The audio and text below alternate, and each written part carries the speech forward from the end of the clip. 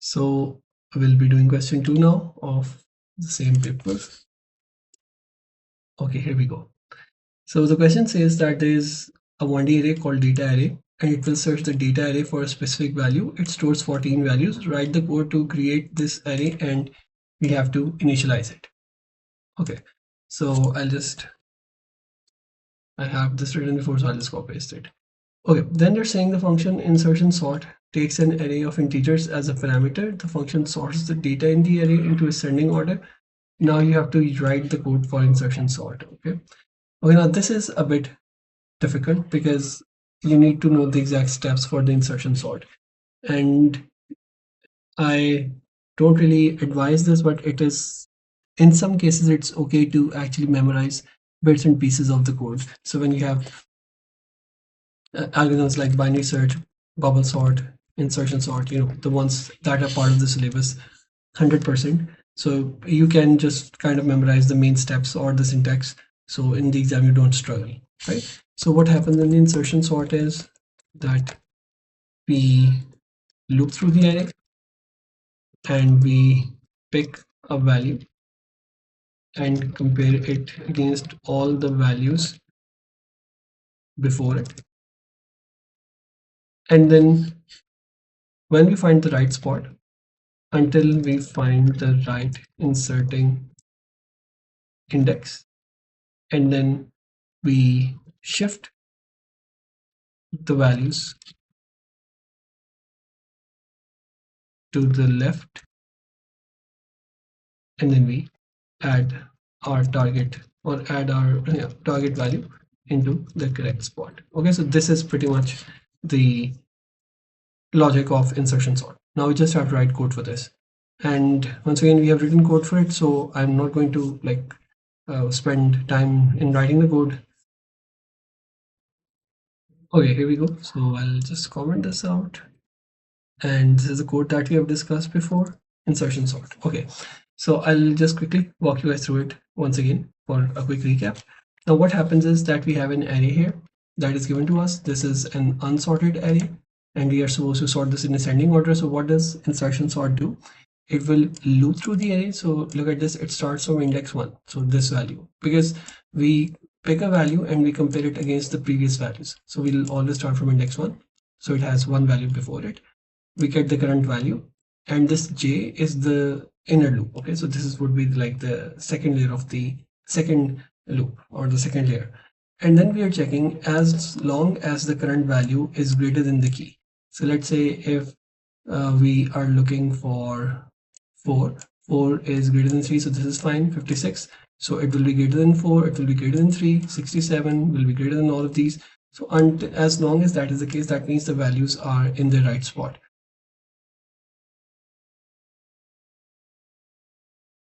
Then we come across something like 6, okay, and we start comparing. Is the current value greater than 6? Yes, yes, yes, and we keep on going until we find 4. And when we find 4, we now know that 4 is not greater than 6. So at this point onward, what we'll be doing is that we'll be copying the current value onto the next index. So what we'll be doing is we'll be copying this current value, which is 45, onto the next index. So 45 would be copied to the next index. Then 345 would be copied onto the next index. Then 31 will be copied onto the next index. And we'll keep on doing this. So I'll just quickly do this. Then we have 43. Then we have 44.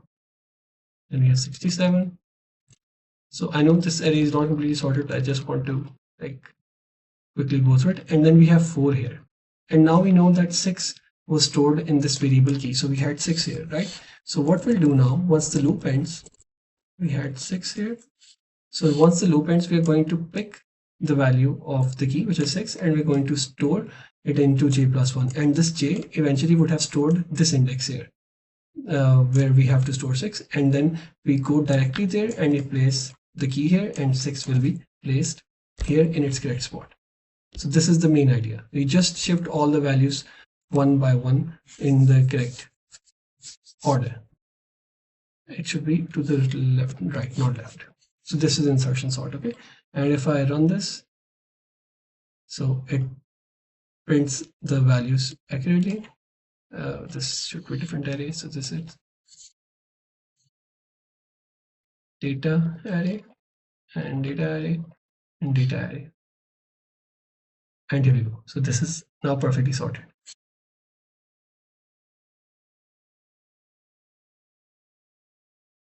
All right. So this is your part B.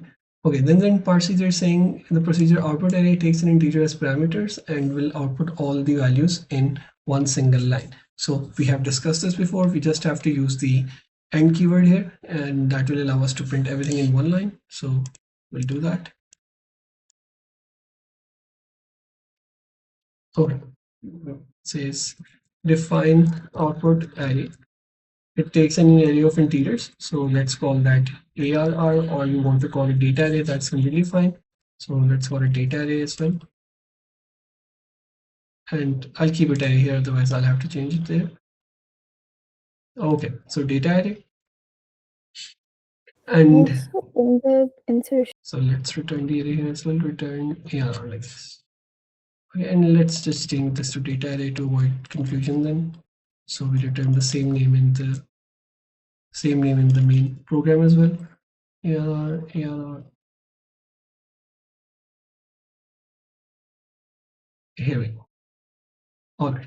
So in the output part, they're saying that we have to output this in all in one line. So we can just use the for blank and blank. So for item in data array. Again, we don't need the indices.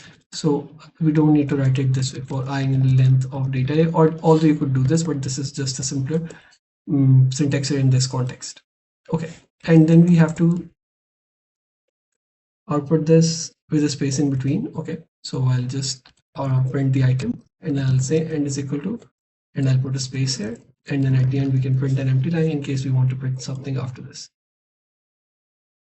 All right, and then let's just call output array here, and we'll pass in the data array, and here we go. It's all perfectly sorted and it's all in one line.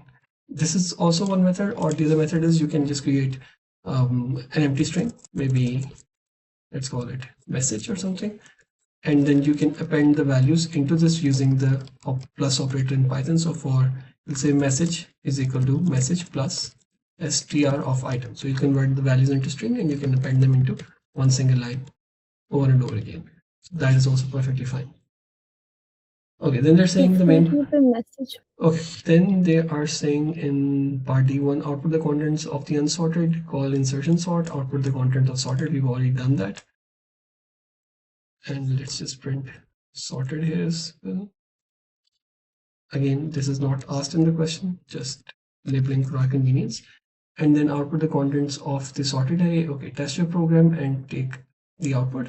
So in case you have to take the output here, you will actually extend it to the whole screen, and then you can take the output if it is too lengthy. But it should always be readable. Okay, then they're saying the function search will perform a binary search. It will take two parameters. Okay, so we have done binary search as well a couple of times. So we know the algorithm pretty much. We just have to implement this now.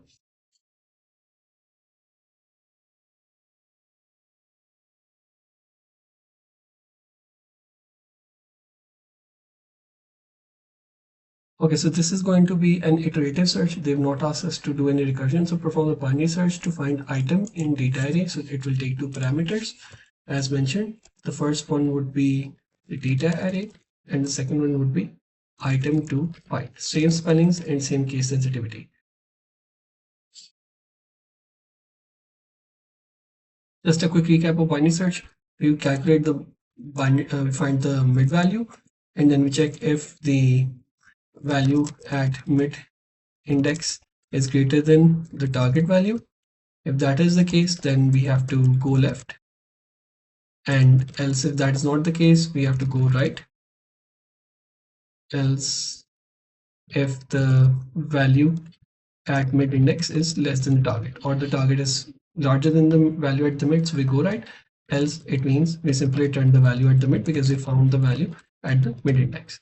And to go left and to go right, we just have to update the pointers. Okay, let's do it quickly.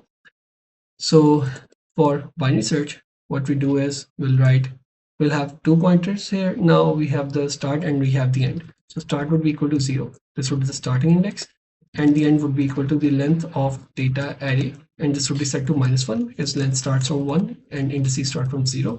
And then we have to find the mid value, and mid value would always be equal to start plus or we can do this inside the loop. Okay, then we run the loop while start is less than or equal to end. So this makes sure that start, once end becomes lesser than start or start exceeds the value of end, then our array, then the value would not exist in the array. So we have 20, 30, 40, 50. So right now start is here and end is stored here.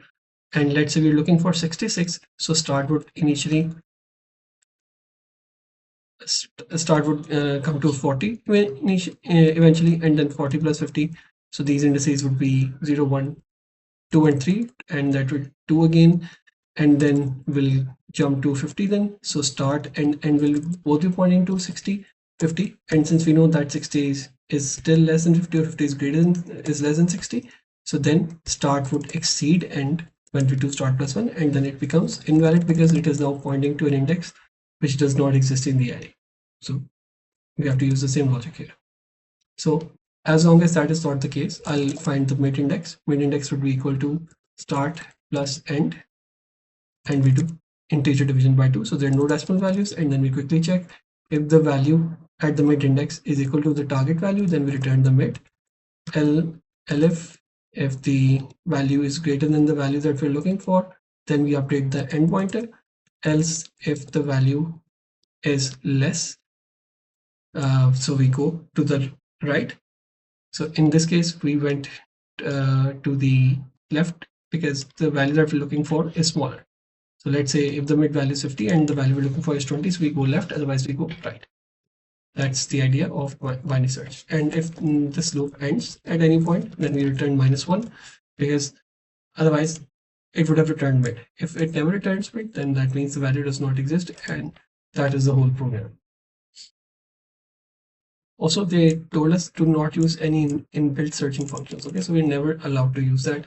No sorting, no searching functions that are given in your programming language. Even in Python, there is a sort function which will within one line sort the whole array, but that kills the purpose of implementing it on your own.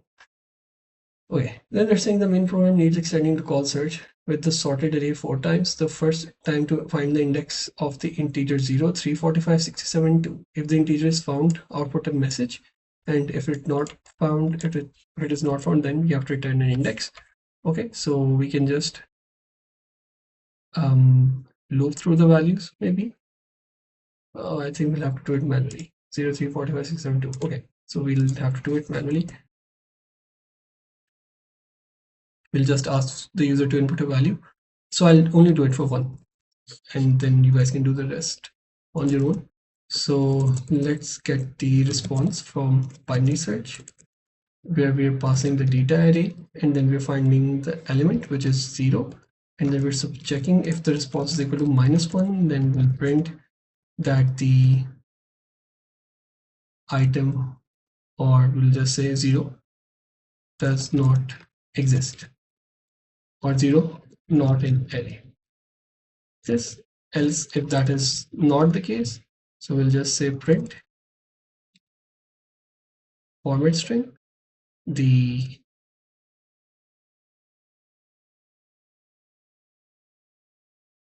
zero found at index where we found the response at, like this. So if I run it, it says 0 was found at index 0, and yes, that is true, right? Because it is the first value. And then we have to copy this whole thing, and we have to paste this 3 more times, once for 345, 67, and 2, and that is it. This is the whole program.